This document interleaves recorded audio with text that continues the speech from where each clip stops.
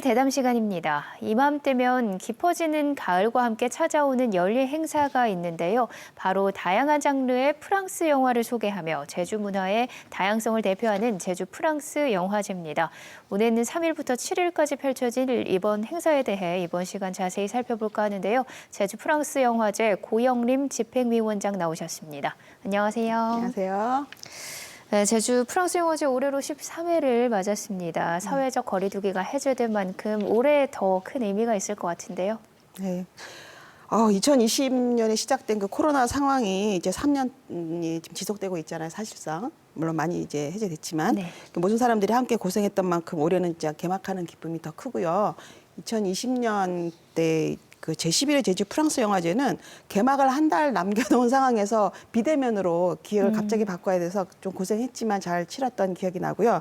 그리고 올해는 다시 이제 극장에서 스크린을 마주하게 된 관객들을 위해서 준비하다 보니까 예전에 정말 잘 생각지 못했던 것들이 크게 다가오더라고요. 그게 뭐냐면 영화라는 예술적 결과물을 극장이라는 물리적 공간에서 이렇게 함께 누린다는 것이 얼마나 큰 의미가 있는가라는 게 굉장히 소중하게 다가왔습니다. 네, 제13회 제주 프랑스 영화제 공식 포스터가 해변의 모습입니다. 어떤 의미를 담고 있나요? 네, 보시듯이 이게 알작지 해변의 모습인데요. 제주말로 알 모양의 둥근 돌이죠, 알작지는.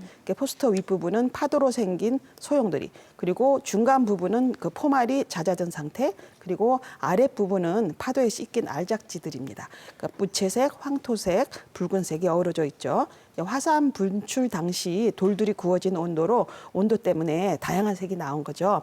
오랜 세월 동안 물에 씻겨서 반질반질하게 된 이 알작지들은 화산섬 제주의 특징을 잘 보여주는 매개체죠. 그리고 갈등과 고통의 소용돌이가 잦아들면 평온한 기운으로 치환될 것이고, 이 에너지로 다양한 색의 알작지처럼 우리가 서로 모나지 않게 둥글둥글 함께 살아가는 세상이 되기를 기원하는 의미를 담았습니다. 그래서 올해 컨셉은 화산과 파도를 견딘 알작지처럼 다시 둥글게 화합으로. 네, 설명을 듣고 보니까 공식 포스터를 통해서 전하는 메시지가 더 가슴에 와닿습니다.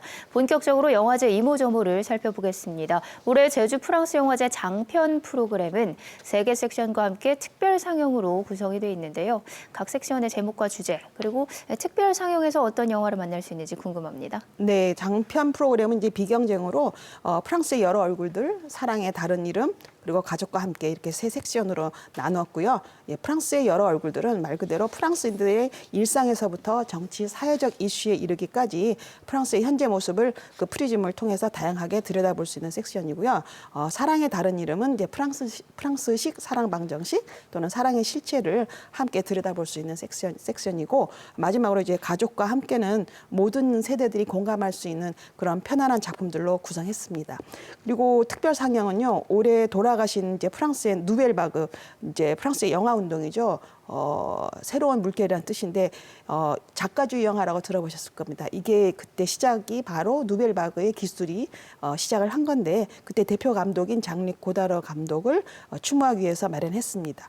1962년이니까 지금부터 딱 60년 전에 제작된 비브르 사비라는 작품인데요. 너의 인생을 사는, 그의 인생을 살다, 뭐 이런 뜻입니다. 이제 2022년 우리 관객들에게는 어떻게 다가올지 굉장히 궁금해요. 네, 비브르사비 고달의 작품 중에서 가장 대중적인 사랑을 받기도 했죠. 이번 기회를 통해서 만나보시면 좋겠습니다. 제주 프랑스 영화제 단편 영화 부문은 2019년 이래로 국제경쟁 체제로 발돋움을 했습니다. 그만큼 기대가 큰데요. 올해는 어떤 작품들이 본선에 올랐나요? 네, 2021년 9월 이후에 제작된 20분 이하의 작품들을 프랑스어권, 프랑코포니 나라들 대상으로 공모했는데 400여 편이 응모를 했어요. 단연 이제 프랑스에서 272편으로 압도적으로 많고, 캐나다, 벨기에, 스위스, 또 이제 아프리카의 이제 프랑스 불어권 지역에서 많은 작품들이 응모했습니다. 그래서 2차례 예심을 거쳐서 그 400편 중에 18편을 본선 경쟁작으로 선정했고요. 그 본선 경쟁작들은 단편 경쟁 1, 단편 경쟁 2에서 12편을 편성했고, 그리고 어린이를 위한 경쟁 섹션에 그 나머지 6편을 편성했습니다. 이 제목을 보면 진짜 다양한 주제를 느낄 수 있고요. 뭐 멧돼지를 해결하는 완벽한 방법, 시인 랭보는 가짜였다, 여름 캠프, 검은 암탉, 해파리, 뭐 이게 굉장히 좀 발랄한 제목들이에요. 아무래도 단편이다 보니까 이제 그리고 모두 한국어 자막을 넣었고 월드 프리미어가 한 편 있고 아시아 최초 상영 아시아 프리미어가 12편이나 되고요. 우리 한국 프리미어가 3편. 그래서 총 8편 중에 16편이 프리미어 상영이라 아마 우리 이번 단편 국제 경쟁의 어떤 수준을 관객들이 짐작할 수 있지 않을까 생각합니다. 올해 18편의 본선 진출작들이 주목하는 특별 주제 의식이 있다고요? 네, 아무래도 이제 팬데믹을 3년째 겪다 보니까 이 주제가 단편 작품에도 많이 반영된 걸 알 수가 있어요. 예를 들면 이제 청결의 악몽 같은 경우는 팬데믹이 일반인들에게 수용되는 방식을 다룬 것 같고요. 이 지구 온난화 또 환경의 문제도 이제 중요하죠. 그래서 미래의 자동차 또 벨리버 강의 사람들 이런 작품을 한번 눈여겨 보신다면 이 지금 현대의 문제 의식이 그대로 반영된 거를 알 수 있고요. 또 이제 젠더라는 주제는 정말 지속되는 이제 문제 의식을 다루는 거죠. 살아있는 인형, 망한 사랑. 그래서 21세기를 살아가고 있는 우리들이 공감할 만한 주제와 문제 의식을 담은 이 수작들이 이제 본선에서 경쟁하게 됩니다. 설명을 듣고 보니까 더 기대가 되네요. 영화제 시작과 끝을 장식하는 개막식과 폐막식에 대해서 큰 관심이 모아지고 있는데요. 먼저 개막작을 화면으로 만나보겠습니다. 2h45. Barbara la 132. Je veux un accord avant ce soir. Préviens mon mari, je vais accoucher. Ouais chérie, qu'est-ce qui se passe? J'ai des contractions là, c'est maintenant, je le sens. Tu vas aller à la maternité. Alors s'il vous plaît, je vais vous demander de... Docteur Moretti, sur d'un millier d'emplois et du rayonnement de la France dans le monde. Le papa, il est où? Il n'y a pas de papa, du tout. Vous êtes rencontrés sur Mythique, c'est ça? Vous allez être papa. Vous n'êtes pas le père. S'il vous plaît, il y a ma femme qui va accoucher là. Fallait prévoir avant. Faut que je prenne ce train. Mon père vient de mourir, ma mère est seule, elle a besoin de moi. 제목만 봐도 다양한 에피소드가 나올 것 같은 작품인데요.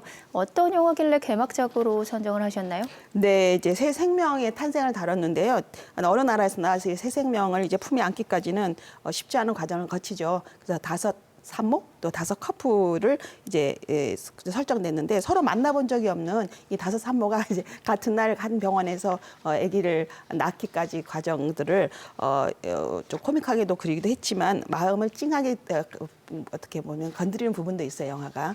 근데 영화라는 게 내가 살아본 적도 없고 가본 적도 없는 나라의 문화를 들여다볼 수 있는 창이라고 생각한다면 과연 프랑스인들은 아기의 탄생을 어떻게 받아들이는지 이 개막작을 통해서 한번 느껴봤으면 좋겠다라는 차원에서 개막작으로 선정했고요. 아무래도 이제 개막작은 영화제의 시작을 알리는 작품인 만큼 관객들이 흐뭇하게 감상하고 공감할 수 있는 작품이라고 할 수 있습니다. 그래서 이런 취지가 잘 전달될 수 있는 것 같고요. 참고로 제가 참 좋아하는 조지안 말라스코 여배우죠. 대배우입니다. 이분은 마치 자기가 그 맡은 역할을 평생 그렇게 살아온 것처럼 연기를 하세요. 그래서 저는 제일 부러운 이 연기자가 그런 분인데 그분이 이번 개막작의 주인공입니다. 네, 13회 프랑스 영화제를 미리 만나보고 있는데요. 이번에는 폐막작을 만나보겠습니다. Au cas où vous n'auriez pas remarqué, nous avons eu de la visite hier soir. La fille de mon frère de son premier mariage va venir habiter avec nous ces prochains temps. Tu verras, tout va s'arranger.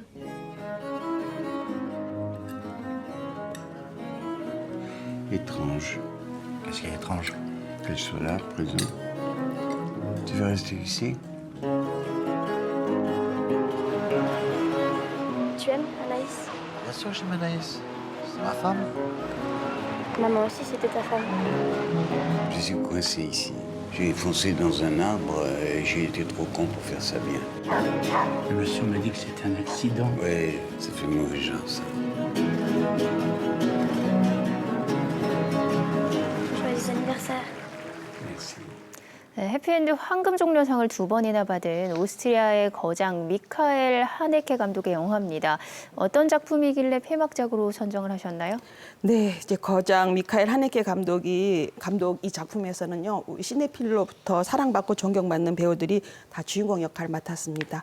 장르이 트랭기냥, 이자벨 류페르, 마티유 카수비스 이름만 들어도 이건 꼭 봐야겠다 이 작품은 할 정도로 사실 이 놓치면 정말 억울한 작품이고요. 그리고 폐막작이라서 딱 한 번만 상영하게 돼서 저는 너무 아쉽다고 생각합니다. 근데 올해 돌아가신 이제 프랑스 영화의 두 레전드 장리 고다르 감독님 그리고 배우 장루이 트랭티냥 이 두 분을 추모하는 차원에서 특별 상영으로 이제 비불사비 했고 폐막작으로도 장루이 트랭티냥이 주연을 맡은 이 해피엔드도 선정했습니다. 90살이 가까운 나이에 80세 후반에 지금 돌아가시지만 이 트랭티냥의 내공을 한번 느껴보시면 좋을 것 같고요.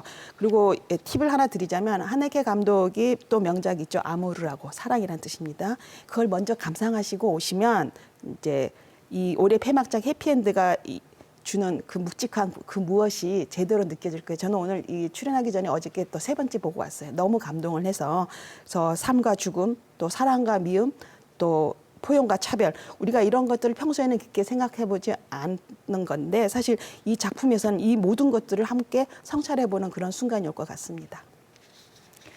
개막작과 폐막작에 이어서 제13회 제주 프랑스 영화에서 주목할 만한 영화 한 편을 더 만나보겠습니다.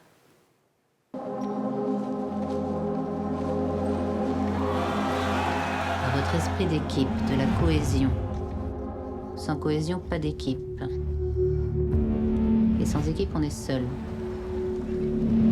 T'as pas choisi la bonne équipe, mon pote. Hein. C'est quoi? On se calme déjà. L'histoire, ils sont venus chez moi, ils m'ont tué Ramon Johnny. Alors, Ouais, c'est la règle de l'histoire. quoi ils ont soulevé un mec de chez toi, c'est quoi l'histoire? Quel Sony? Non, ils m'ont tué Ramon Johnny. Johnny, c'est mon petit lionceau. Quand t'as volé un lion? Ils sont sur les petits, faut qu'on retrouve le lion. Je pense que vous pouvez peut-être avoir... 네, 이 영화는 21세기 버전의 레미제라블이라고 하던데 어떤 이야기와 주제를 담고 있나요? 네, 말 그대로 레미제라블은 비참한 사람들이란 뜻이죠. 그러니까 알고 있는 이제 원래 빅토르 유고의 작품인데 이 다양한 장르에서 리메이크 되고 있죠. 그래서 이 레주리 감독이 다룬 21세기 레미제라블이죠. 그래서 현대 프랑스 사회 또 그 프랑스의 그 다문화 사회의 이면을 보여주고 있는데요. 사실 우리가 알고 있는 프랑스 사회에 대한 이미지가 있잖아요. 그 사회와 우리 진짜 그들이 살아가고 있는 현재 프랑스의 그 사이에 거리를 아마 충분히 느껴볼 수 있을 겁니다. 좀 충격적이기도 할 거예요. 어떤 부분에서는. 근데 청소년들이 분노와 또 경찰의 압박이나 이런 견제가 충돌했을 때 과연 어느 쪽에 우리는 손을 들어주면 좋을지 과연 피해자가 누구일지라는 거 한번 우리 각자가 한번 생각하고 판단해 보면 좋을 것 같고요. 2019년 이제 3년 전 제72회 칸 영화제에서 심사위원상을 수상한 정말 수작입니다.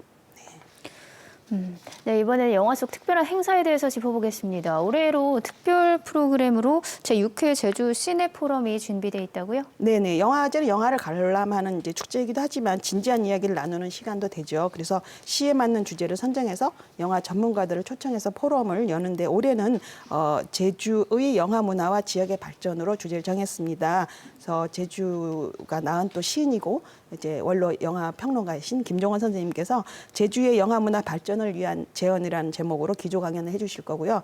그리고 강은미 제주 여성영화제 조직위원장이 제주 내에 있는 영화제들의 가치와 역할, 그리고 전찬일 영화 평론가께서 한국의 국제영화제들을 통해 본 제주의 가능성을 주제로 발표를 하고 그 다음에는 토론자로는 또 역시 제주가 낳은 한국의 훌륭한 감독이죠. 양윤호 감독님, 고은 감독님, 또 고혁진 제주 독립영화 대표 등등이 토론자로 나섰게 됩니다. 그래서 제주에서 영화 문화가 어떤 방향으로 발전하고 성장하면 좋을지 다양한 의견과 방법론을 수렴하는 아주 귀중한 포럼이 될 것 같습니다. 네, 오늘 말씀은 여기까지 듣겠습니다. 고맙습니다. 감사합니다.